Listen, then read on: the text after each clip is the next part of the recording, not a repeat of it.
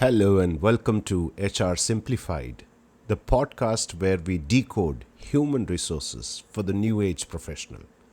I'm your host, Ravi Motwani, and today we are talking about something which is close to my heart, something that I'm very passionate about, something that every HR leader dreams of. That's culture. Peter Drucker once said, culture eats strategy for breakfast.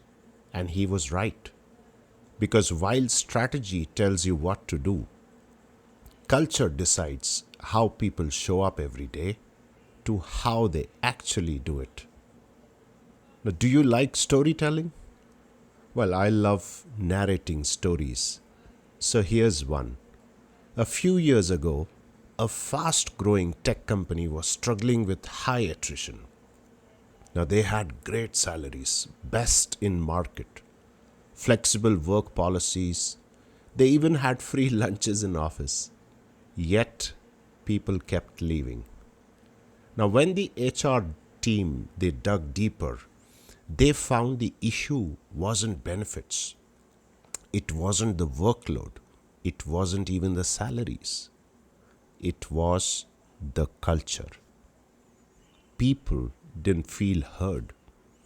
Managers, they were not role models. They were not walking the talk. The company had their values posted everywhere across the office about transparency, about trust, about open communication. But employees, they felt it was just a corporate wallpaper. Now they had to find a solution, so they flipped the approach. Instead of telling people what the culture was, they asked them, what does a great workplace mean to you? That one question was a game changer. They had open discussion meetings, they had peer recognition programs, transparent goal setting exercises, and within 1 year, attrition dropped by 38%. See, the culture changed not through posters, but through participation. The truth is, you don't build culture, you cultivate it. It's not a campaign that HR can roll out for you. It's the daily mood, the daily pulse, the feeling of your people. And I always say, if you want to build a great culture, start with these simple questions. The first one, what do you stand for as an organization, as a company, as a team? Second, how do we behave when no one is watching? This is so important. And the third one, what stories do people tell about working here to their friends, to their family?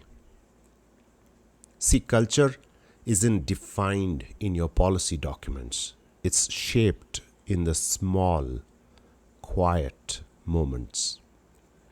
When a manager stays back to help a team member, when a leader owns up to a mistake, when HR chooses fairness over convenience, when people do what is right and not what is easy, then, my friend, you have a great culture. Now, if you are a leader or if you are a HR person, how can you build a great culture? First, listen. Understand what your people are saying. Conduct regular surveys. Skip level meetings. Put up suggestion boxes.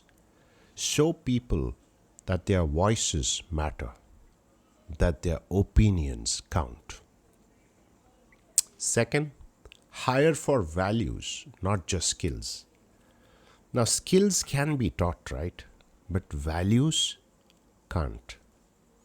And I always hire for the attitude and the values that the candidate brings. Next, you celebrate the wins. Recognition is one of the fastest ways to embed culture.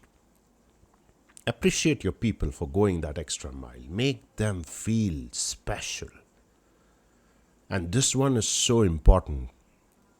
Empower managers as culture champions. They shape 90% of an employee's day to day experience. Because at the end of the day, culture is how your people experience your leadership every single day. Remember, as Simon Sinek said, customers will never love a company until employees love it first. Think about that. Culture begins within.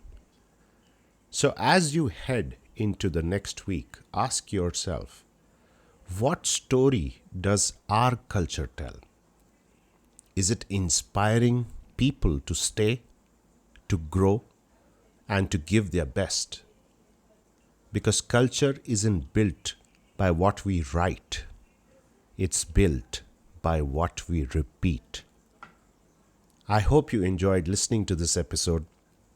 Do let me know your thoughts on how you are building a great culture in your organization. Till then, keep learning, keep growing. This is Ravi Motwani signing off.